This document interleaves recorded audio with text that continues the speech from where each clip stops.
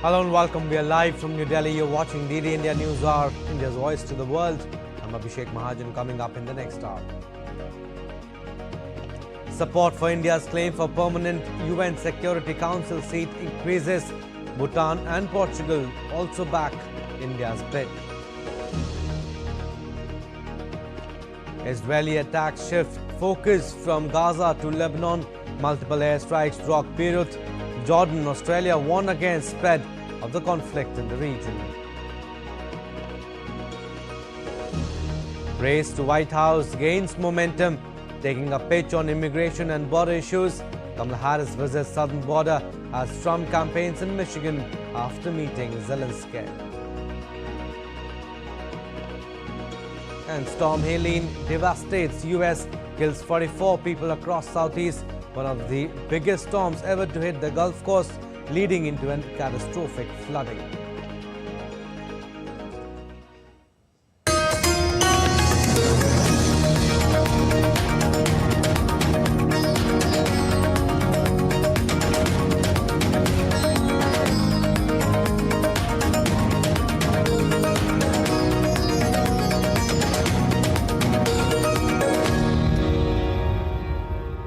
The 79th session of UN General Assembly is witnessing more and more countries coming forward to support India's decade-long push for a permanent seat on the United Nations Security Council. UK Prime Minister Keir Starmer and French President Emmanuel Macron have joined the US in backing India's bid, citing the urgent need for UN reform. Here's the report.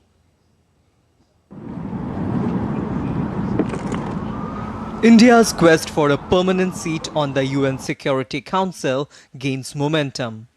UK Prime Minister Keir Starmer has reaffirmed Britain's support for a permanent seat for India at the UN Security Council.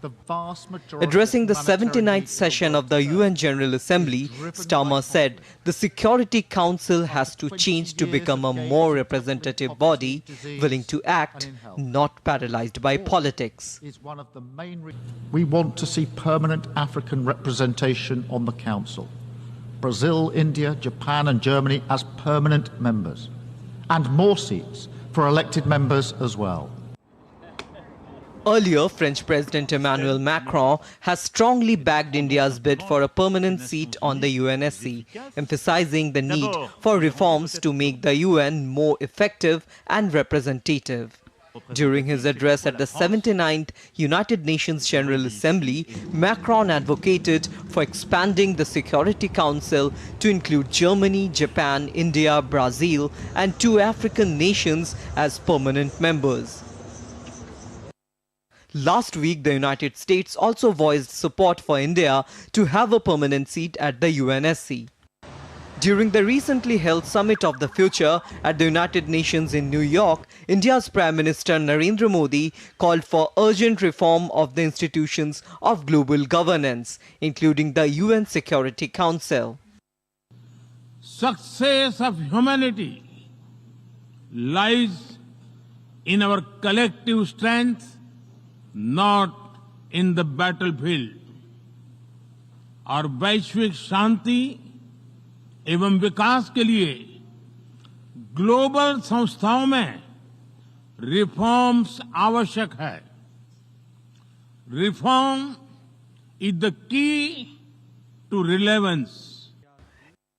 India's External Affairs Minister Dr. S. Jaishankar also echoed the same sentiment of reforming the United Nations and giving representation to Asia, Africa and Latin America as well as Global South in the UNSC.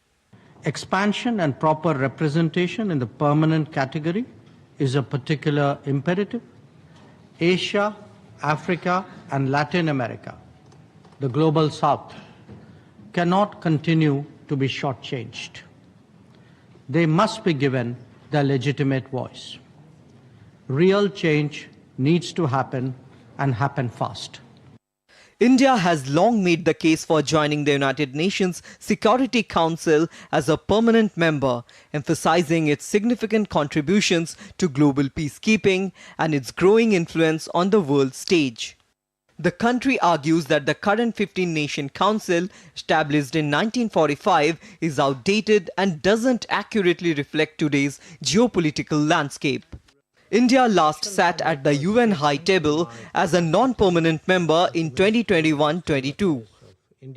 UN Secretary General Antonio Guterres recently sounded the alarm at the Summit of the Future, emphasizing that the United Nations Security Council risks losing credibility unless its outdated model is reformed. Currently, the UN Security Council consists of 5 permanent members and 10 non-permanent members elected for 2-year terms by the General Assembly. The permanent members are Russia, the United Kingdom, China, France and the United States, all of whom have veto power over substantive resolutions. Abhishek Bose for DD India. And after support from US, UK and France, India's UNSC bid now gets endorsement from Bhutan and Portugal. Speaking at the United Nations General Assembly, Bhutan Prime Minister Shering Tobgay said that India, with its significant economic growth and leadership in the global south, deserves a permanent seat at the Security Council. Bhutan has long advocated for the reform of the Security Council to make it more representative and effective. For this, India, with its significant economic growth and population and leadership of the global south, deserves a permanent seat at the Security Council. Now, Bhutan Prime Minister also thanked India for being a development partner. Last December, 52 years after joining the United Nations, Bhutan graduated from the LDC category. To achieve this achievement did not come easily. It was a journey marked by hard work, perseverance, and sacrifice. Most importantly, I would like to reserve our deepest thanks to India, our closest friend and neighbor. They have been with us from the very beginning of our development journey and have remained steadfast in their support and friendship. Now, at UNGA address, Portugal PM Luís Montenegro backed India's claim for being a permanent member of the UNSC. On another front, we are in favor of reforming the United Nations Security Council to make it more representative, agile and functional. Its composition is outdated, and the absence of representatives from some regions hampers its functioning. Portugal supports the African Common Position and the aspirations of Brazil and India to become permanent members. Now, India's External Affairs Minister Dr. Jaishankar will deliver a speech in 79th United Nations General Assembly on Saturday. Meanwhile, Dr. Jaishankar met the Foreign Minister of Singapore, Vivian Balakrishnan, on the sidelines of the UNGA. Dr. Jaishankar also met the Foreign Minister of Uzbekistan, Bakhtiyor Saidov. He appreciated the progress of bilateral ties between both the countries. On the sidelines of the UNGA, Indian Foreign Minister also met Rasid Meredov, the Deputy Prime Minister and Foreign Minister of Turkmenistan. Dr. Jaishankar extended greetings on Turkmenistan's National Day and discussed further expansion of India-Turkmenistan ties.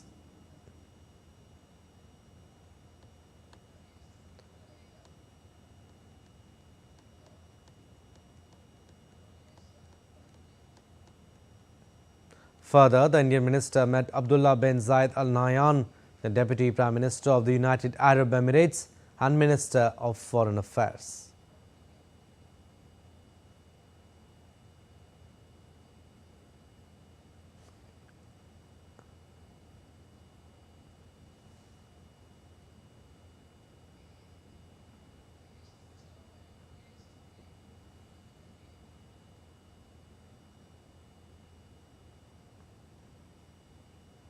Now, Dr. Jaishankar also met Lars Rasmussen, the Foreign Minister of Denmark.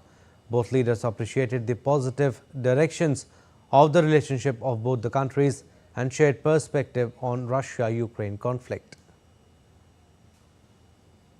And Dr. Jaishankar also met Casper Veldkamp, the Foreign Minister of the Netherlands, and discussed strategic issues of the day.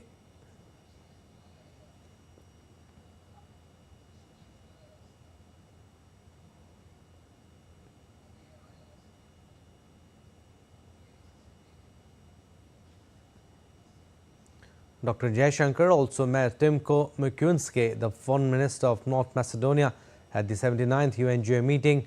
Both the leaders discussed investment, connectivity and cooperation with the region.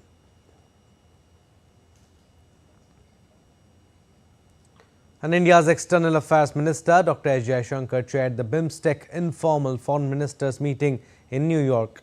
In the meeting, India took stock of close cooperation in health, food security, trade, investment, economy and energy. The meeting also explored opportunities for capacity building, skill development and improving people-to-people ties. Dr. Jaishankar reaffirmed India's commitment for wider engagement with BIMSTEC in line with Neighbourhood First, Vision Sagar and Act East policy. Dr. Jaishankar also co-chaired the India CARICOM Foreign Ministers with Dr. Vince Henderson, the Foreign Minister of Dominica. The meeting focused on discussions around upgrading the partnership and deepening cooperation in health, IT, fintech, capacity building, renewables and food security. Dr. Jaishankar said India's bonds with CARICOM draw from past experiences, address current needs and aspire towards a brighter future.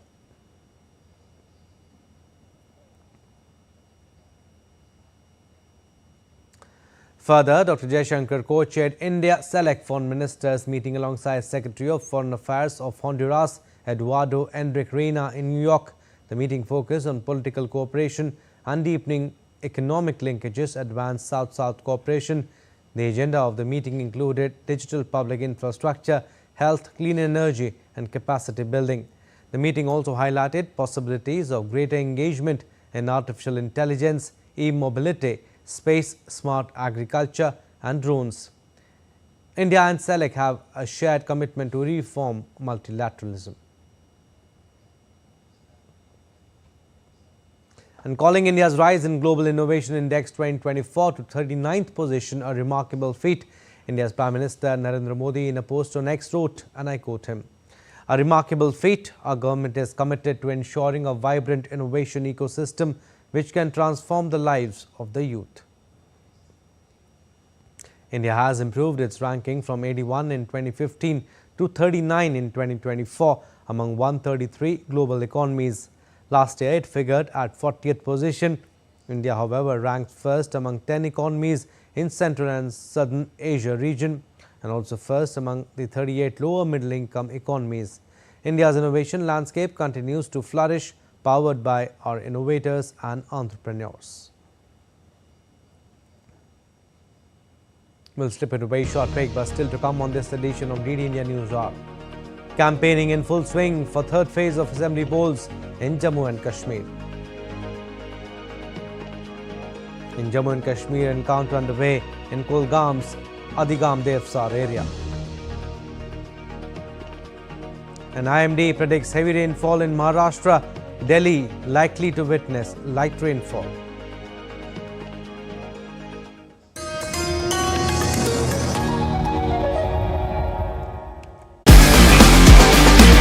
On multiple hats in the Indian sports bodies and the international sports bodies. It's for India is very, very important for us, and it's not only to me but for the country. They act as a catalyst to put yoga on a different level. It's a pet project as far as the Prime Minister is concerned. He himself is very keen on yoga and he's always there promoting yoga.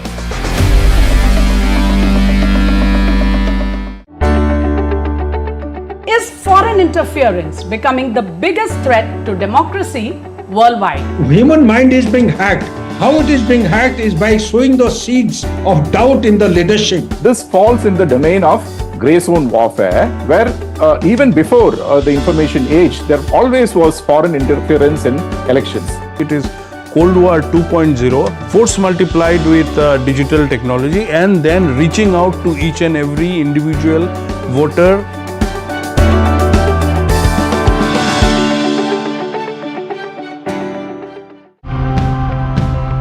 Global warming and climate change are political and ethical issues. They're issues of rights, of equality, and of justice. Let's take a look at some of these questions that surround the idea of climate justice. We have to move to green energy, which is solar and wind and all others. And therefore, we cannot have such a large area for conservation of the GIB. Art doesn't sort of hit you on the head and sort of make you feel defensive. It proposes, and then the viewer can take away an idea, a thought, and hopefully act on it to make a bit of a difference. They had a show called Shubh Kal, and it was one of their oldest radio programs. So I used that show as my platform and started to work on creating content around climate change for this particular show.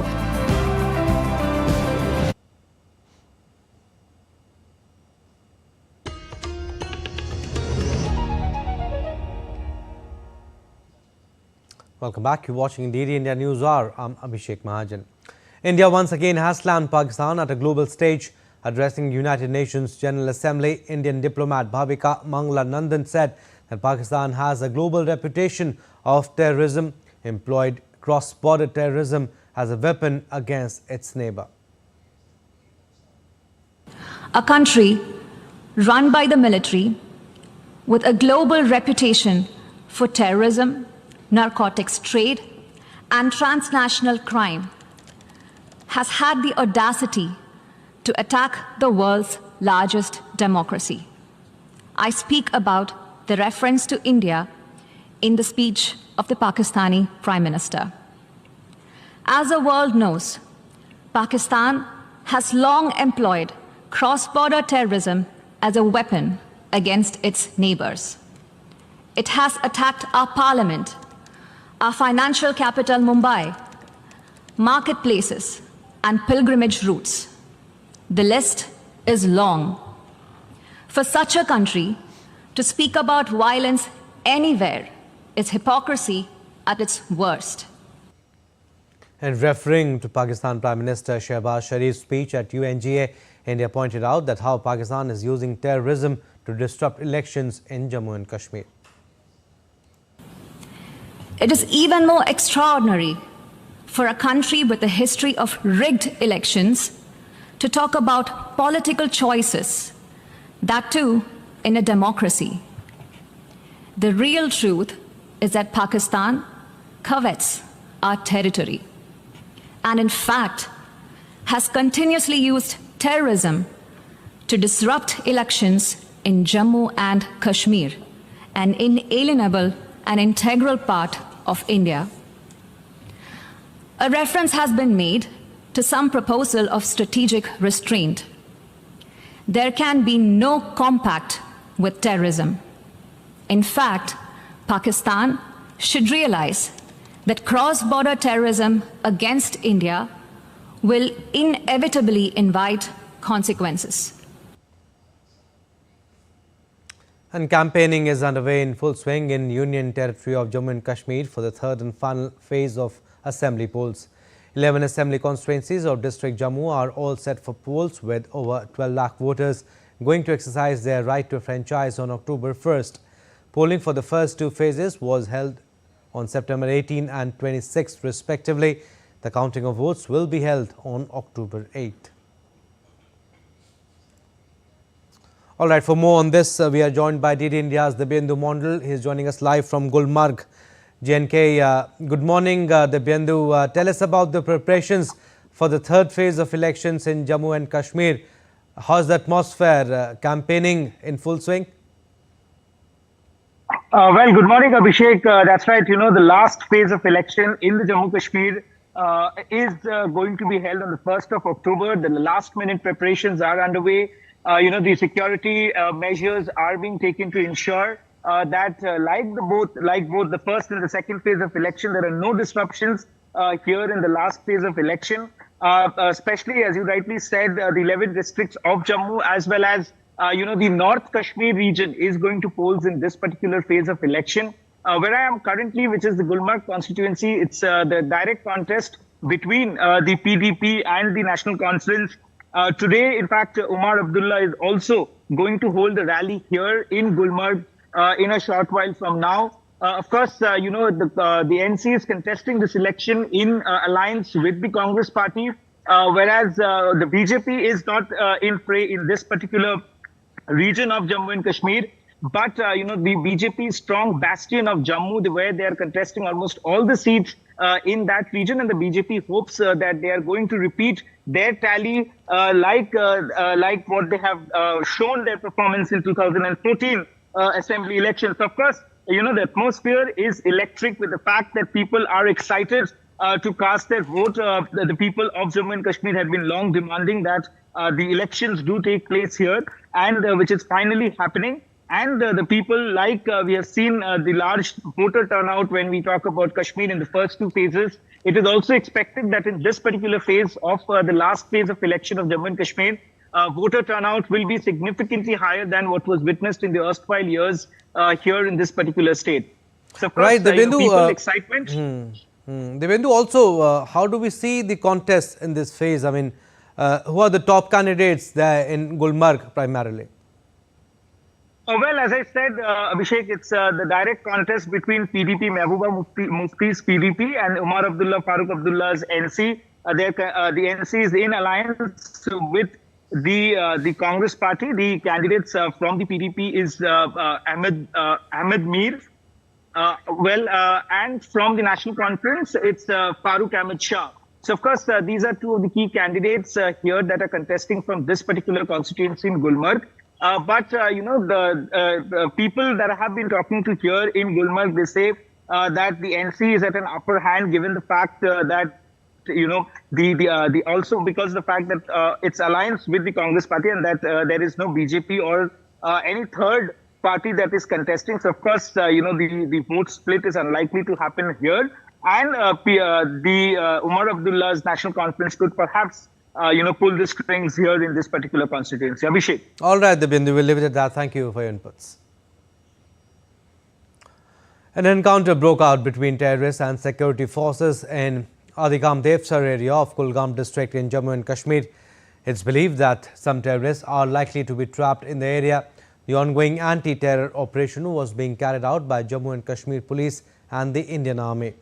The security forces launched a cordon and search operation in the area after receiving specific intelligence about the presence of terrorists. And India's President Draupadi Murmu will visit Telangana on Saturday. During the day-long stay, the President will grace the 21st convocation of Nalsar University of Law at Hyderabad. She will also inaugurate the Bharatiya Kala Mahotsav 2024 at Rashtrapati Nilayam, Secunderabad. The 8-day-long Kala Mahotsav will showcase the art, culture, crafts and culinary diversity of Arunachal Pradesh, Assam, Manipur, Meghalaya, Mizoram, Nagaland, Sikkim and Tripura.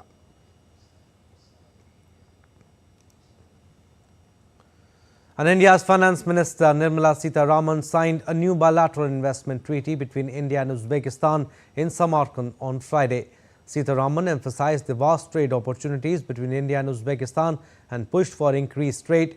She urged the chambers of commerce of both countries to create a roadmap to achieve the $3 billion trade target set by the leadership of the two countries. Further, she said that the newly signed BIT between both the countries is based on modern international investment standards, provides strong protections to investors on both sides, fostering an atmosphere of trust and confidence.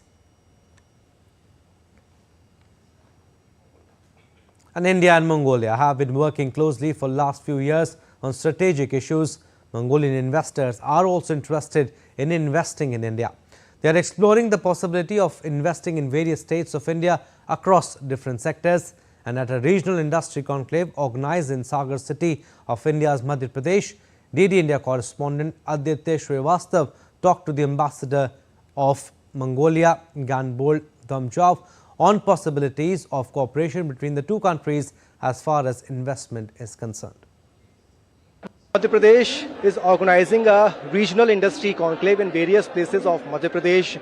Some of the foreign delegates also participated in this conclave. We are with a delegate from Mongolia. How Mongolia investors are interested in Madhya Pradesh or in India?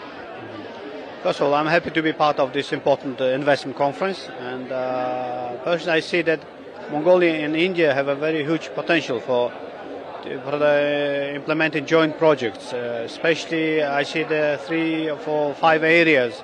One of them is agriculture.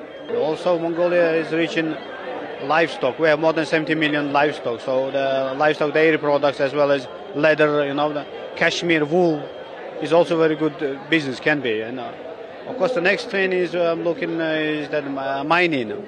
Mongolia is a very rich country in terms of the mining. We have huge deposits of coking coal as well as copper, gold. People can be interested in doing joint venture in rare earth, since India is importing more than 90% of its use for the microchip production from the foreign countries, rare earth elements.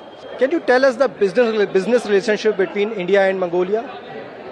Yes, of course, our people are starting to doing business with India. What we're trying to do now is to give more information about Indian business to Mongolia as well as about Mongolia to Indian business people, because we're working on to establish at least a direct flight between Mongolia and India. So the business people as well as our tourists they can travel without any obstacles. Mongolia is also interested to invest in Madhya Pradesh and do a good business in India also. With camera person Vijay Sharma, Aditya Srivastav, DD India, Sagar. And a large number of tourists from India reached Thailand, which has a positive impact on the economy of Thailand. Thailand is also looking forward working to investment opportunities in India. DD India's Aditya Srivastav spoke to Donawit Pulsawat, Consul General at the Royal Thai Consulate General in Mumbai, who came to take part in regional industry conclave held in India, Sagar, Madhya Pradesh. We are with the Thailand delegate who are participating in the regional industry conclave. How Thailand and India relations about the business, about the businessmen important. Well, Thailand and India, we have a very close economic cooperation. We have a FTA between among us, both Thai and India free trade agreement and also the ASEAN-India free trade agreement. So the trade volume is very good.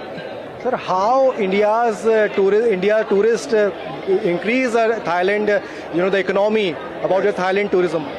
This year we think about almost 2 million Indians will go to visit Thailand in this year alone. And of course there's a lot of economic benefit to Thailand, and also I think we have create a very good impression for the Indian tourists, and the prospect is very good for both of us. How Thailand government work with the Indian government regarding the import export, and we can talk about the trade, business and startups. Well, the talk between our two countries is continuously, in terms of how to set the trade differentiate and the trade balance. That kind of thing is ongoing. Thai government is trying to expand the free trade agreement to cover more products. India is also a good destination for Thailand investors also. With camera person Vijay Sharma, DD India, Aditya Srivastav, Sagar. And just days after experiencing the wettest September day since 2020, western state of India, Mumbai, is set to experience isolated heavy to very heavy rainfall on September 28th. The India Met Department issued an orange alert on Friday, predicting heavy rainfall in Maharashtra, Gujarat, Goa, Uttarakhand, East Uttar Pradesh, Bihar and West Bengal, predicting very heavy rainfall. According to the Weather Department, Delhi is also likely to witness light rainfall throughout the day. According to the IMD, scattered to fairly widespread light to moderate rainfall is expected in South India this week. Also, the IMD in its bulletin predicted heavy to very heavy rainfall in sub-Himalayan West Bengal and Sikkim. Alright, still to come on DD India News Hour. China holds military drills in South China Sea. Donald Trump on Friday accused Google of showing only bad stories about him. And Shigeru Ishiba set to replace Fumio Kishida as the next Prime Minister of Japan.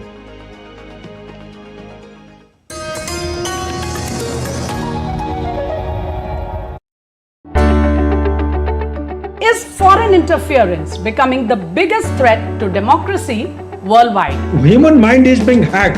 How it is being hacked is by sowing those seeds of doubt in the leadership. This falls in the domain of grey zone warfare, where even before the information age, there always was foreign interference in elections. It is Cold War 2.0, force multiplied with digital technology and then reaching out to each and every individual voter.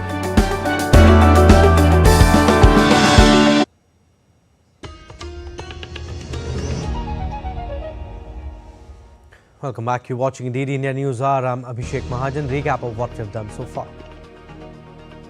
Bhutan and Portugal also join others in backing permanent seat for India in the United Nations Security Council, cites leadership in Global South.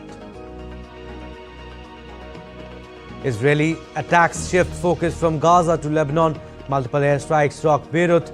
Jordan, Australia warn against spread of the conflict in the region.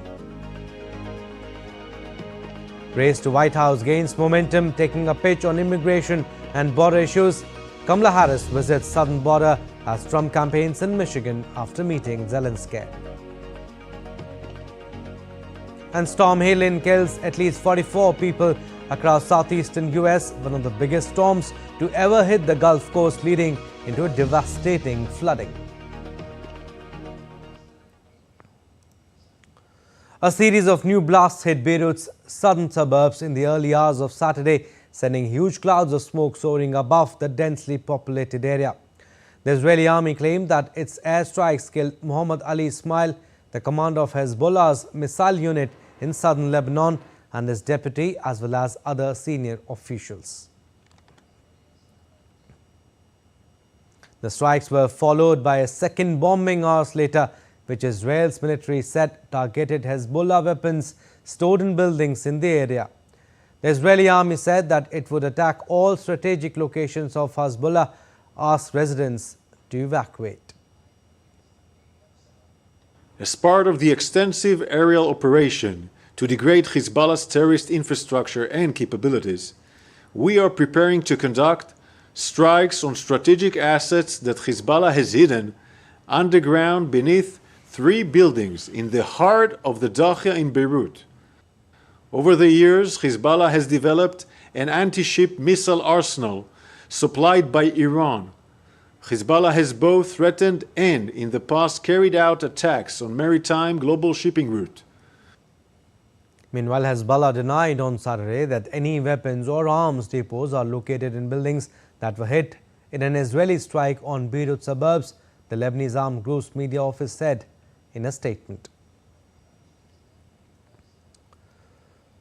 All right, let's go across to DD India's Akshay Dongre. He has more inputs on this. Akshay, Israel continues ferocious rounds of airstrikes. Israel says it struck Hezbollah's headquarters, and this was moments after Benjamin Netanyahu's UN speech. It is, in fact, getting intense.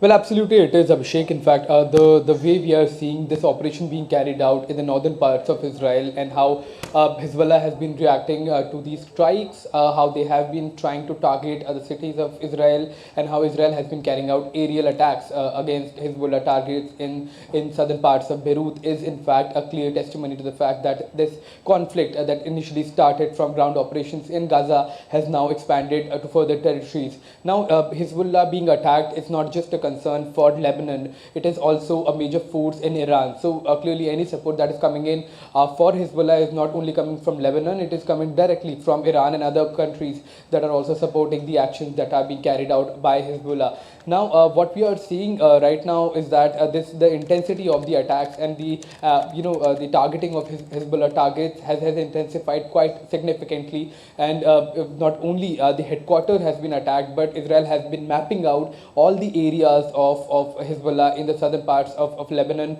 especially southern Beirut, to find and target those areas through aerial attacks.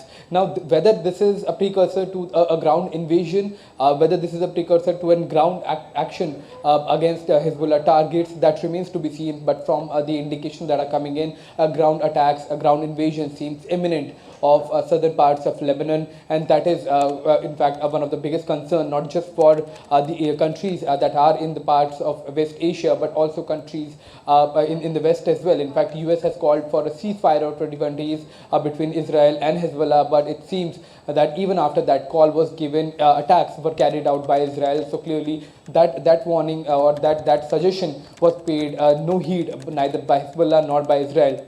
However, one thing that has to be highlighted here, Abhishek, is the fact that one of the particular targets that were targeted by Israel was an ammunition dump of Hezbollah, which was in a residential area. So here, the statement that was given by Israel that residential areas are being used by Hezbollah to cover up their activities are in fact turning out to be true as far as this attack was concerned. When the operation was carried out and when the attack was done on this ammunition dump, the visuals show a huge, a blaze that started immediately after bombs were struck in that particular area. This was a residential area, also jeopardizing the safety of the civilians. So both sides, are not backing down as far as this conflict is concerned. In fact, we are showing our viewers those visuals also, Akshay. But Benjamin Netanyahu addressed world leaders at the UNGA, declaring that no reprieve would be given to Hezbollah. Wants Iran too, that Israel can strike anywhere. Tell us, how is world reacting to his speech?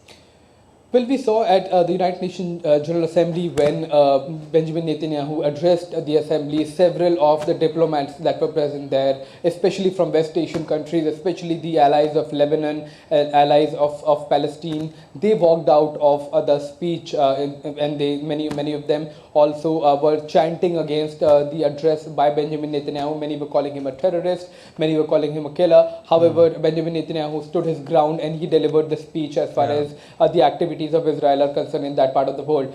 So while yes, there is a strong reaction coming in from the allies of Lebanon and Palestine from West Asia, but also there are countries that stayed there, that heard the speech, that are in fact supporting the actions of Israel. However, as far as the reaction of the world is concerned, like we were mentioning earlier, Abhishek, that US had called for a ceasefire, given the fact that the conflict that is going on is reaching new magnitudes of dangerous for that region. However, that was paid no heed by Israel. So the world is quite worried about the conflict expanding, the spillover that is possible there. But it remains to be seen that whether these reactions that are coming out from different parts of the world will have any impact on the ongoing and escalating crisis in the region. Back to you. All right, Akshay, we'll leave it at that. Thank you for your inputs. Now, United States claimed that they had no advance warning of an Israeli strike in Beirut. U.S. Defense Secretary Lloyd Austin said he did not have any warning of strikes in Beirut that targeted Hezbollah's central headquarters, as he was on a call with the Israeli counterpart while the strike was underway. Austin also said he would be speaking with Israel's Defense Minister Yoav Gallant again soon for an update. The United States was not involved in Israel's operation.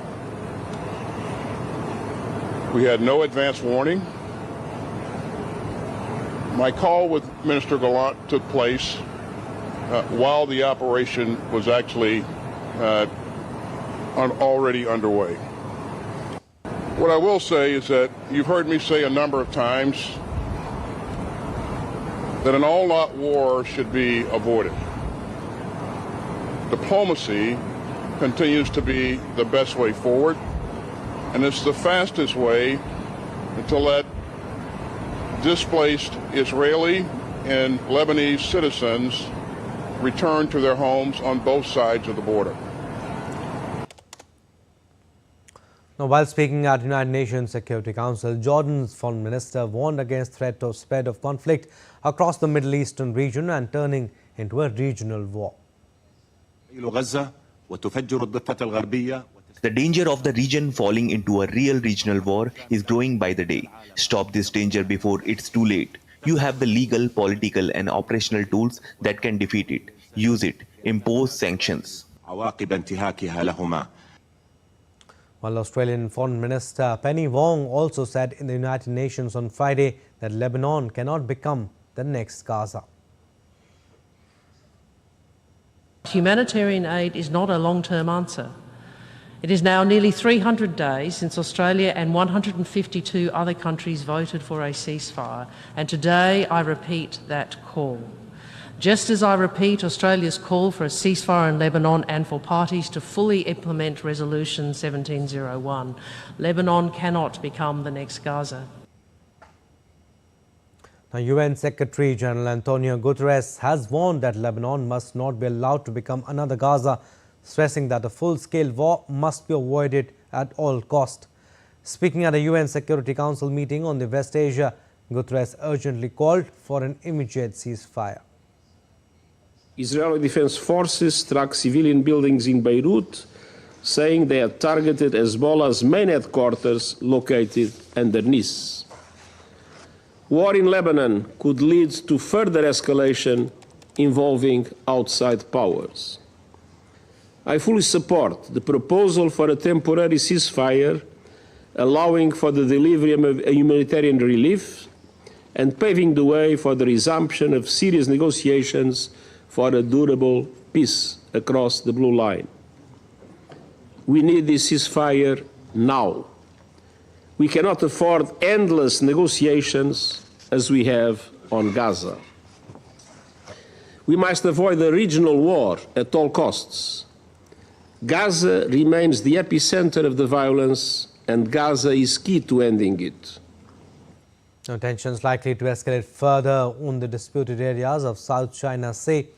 As the Chinese military's Southern Theatre Command said on Saturday, it had organized air and sea forces to carry out drills and patrols of the sea and airspace in disputed waters. The drills around the Scarborough Shoal would focus on carrying out reconnaissance and early warning activities. As the U.S. presidential election nears, Vice President and Democratic candidate Kamala Harris visited U.S. border with Mexico. Harris arrived in Arizona, a border town of less than 70,000 people on Friday. She walked alongside a stretch of border wall built during Obama's presidency to stop illegal immigration. In her first visit to the international boundary since becoming the Democratic presidential nominee, Harris talked with local border patrol leaders. Later, she will also call for further tightening asylum restrictions. Immigration and border security are top issues in Arizona, the only battleground state that borders Mexico.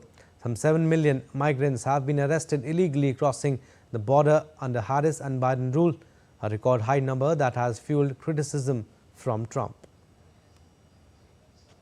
To reduce illegal border crossings, I will take further action to keep the border closed between ports of entry.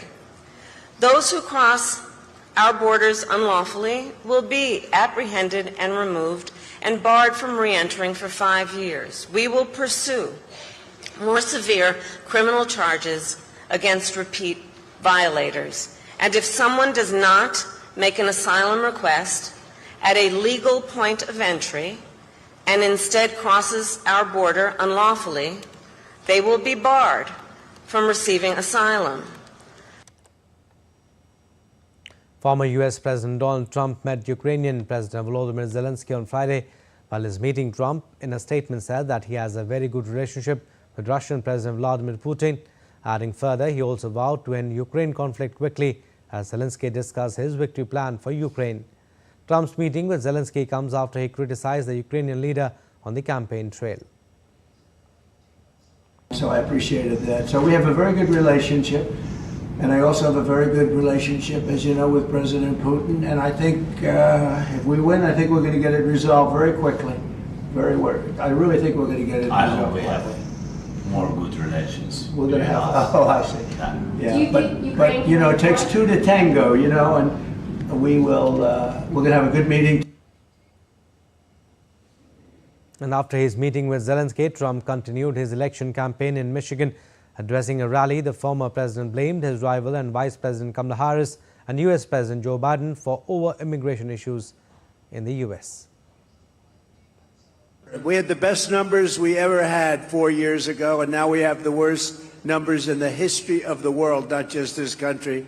At least 21 million people came in during their term, and as we just said, a lot of them are real bad people, real rough people. but they're also taking a lot of jobs from Americans, probably happened with you. And as the small number of jobs they created were all taken by illegal immigrants in the last short period of time, and we're going to make that change. You look like it'd be great. I'd like to have you make the motor, the engine, the motor of my car any day. But unlike Kamala, who always complains and doesn't do anything, I keep saying, why don't you do? Donald Trump on Friday accused Google of showing only bad stories about him and vowed to have the tech giant prosecuted if he gets back in the White House. Trump provided no backing for his accusation in a post on his Truth Social platform, in which he added that the search engine displays only positive articles about his Democratic rival Vice President Kamala Harris. Google has been adamant that it does not manipulate search results to favor any political candidate.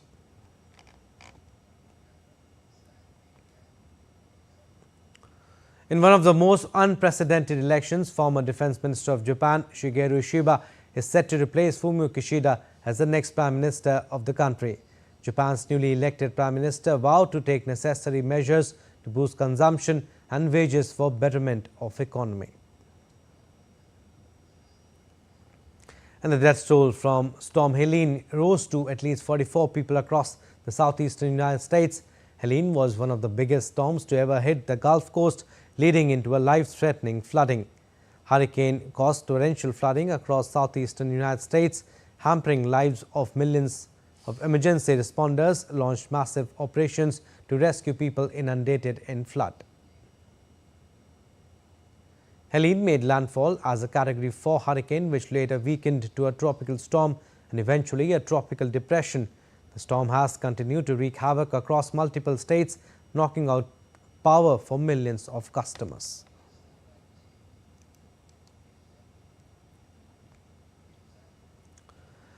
National Hurricane Center has warned of flash floods in Georgia's largest city, Atlanta, as well as in South Carolina, North Carolina and Tennessee.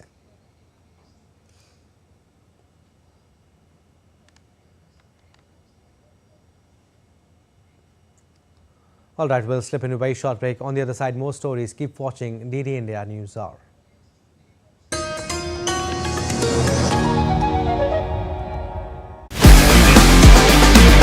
On multiple hats in the Indian sports bodies and the international sports bodies. It's for India is very, very important for us, and it's not only to me but for the country. To act as a catalyst to put yoga on a different level. It's a pet project as far as the Prime Minister is concerned. He himself is very keen on yoga and is always there promoting yoga.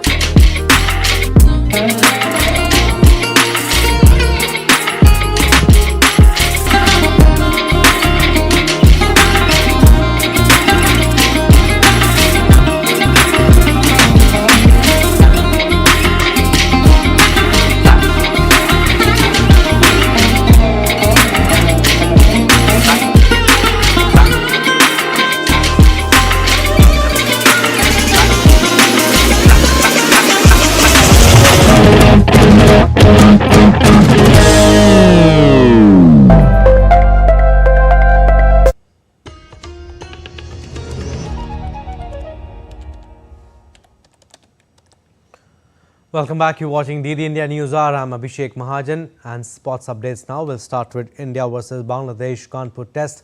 The whole ground of Kanpur Stadium is under cover as start of the second day's play gets delayed due to rain. Mominul Haq and Mushfiqur Rahim were on 40 and 6 respectively on Saturday at the end of day one's play.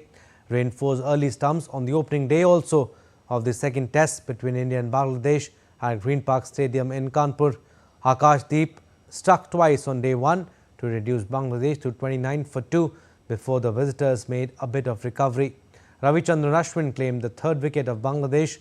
The Najmul Hossain Shanto-led side were 107 for 3 after 35 overs when early stumps were called.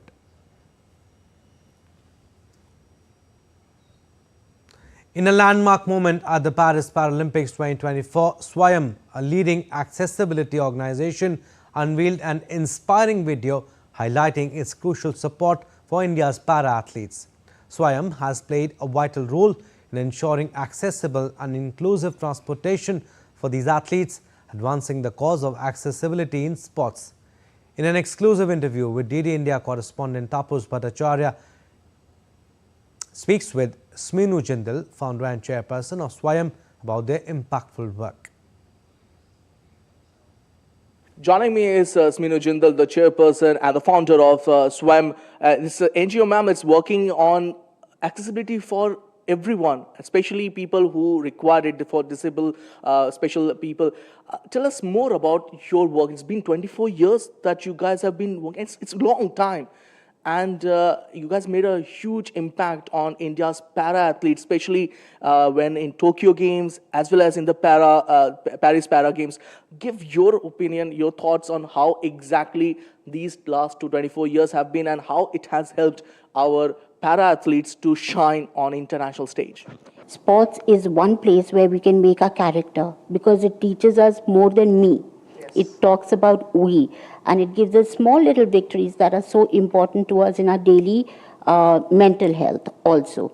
So that's why we forayed into sports, and we have participated with Tokyo Paralympics as well as the Paris ones because we wanted to let our players know that they must concentrate on their game, not be stressed around going to an accessible washroom or an accessible vehicle, because we all want little dignity in our lives. 2036, we might just get the Olympics. And now the sporting infrastructure, we are talking about sports, the sporting infrastructure should be such that it should not discriminate, between people. Like, even if, we saw in Tokyo Games, we saw in Paris Games, our para-athletes have done better than our normal athletes. So it is imperative that we provide them that impetus to go and train there. So future ready is a big thing, isn't it?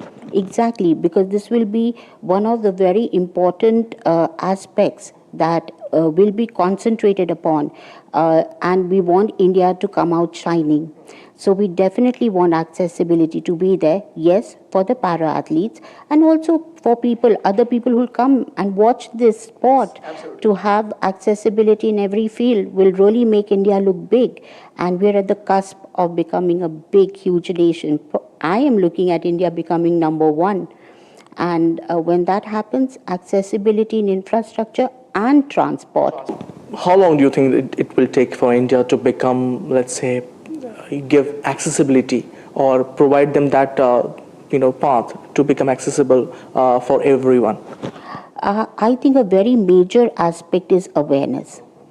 I, for the longest time, thought villagers won't understand it, but we took accessible family toilets in rural India.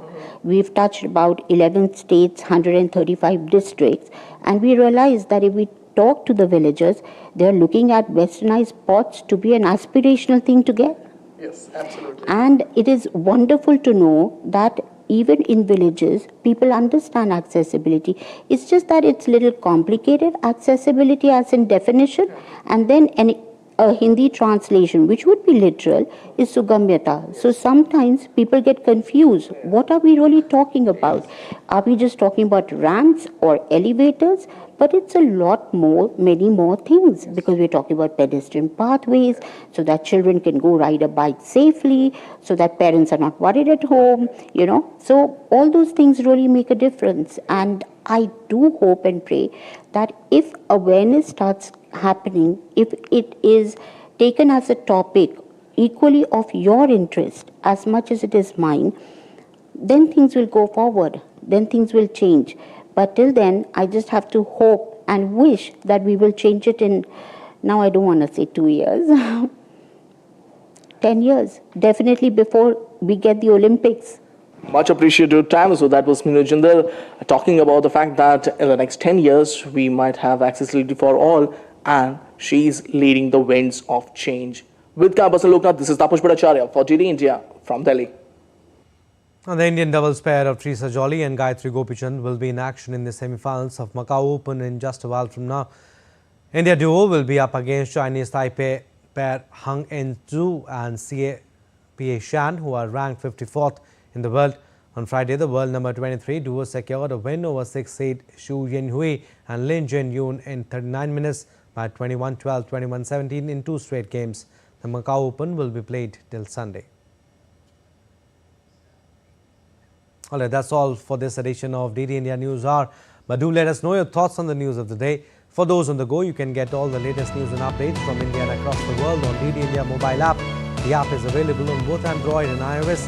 Scan the QR code on the screen to download now. And we'll be back with more news as it breaks here on DD India. I'm Abhishek from all of us here in Delhi. Thanks for watching DD India News Hour.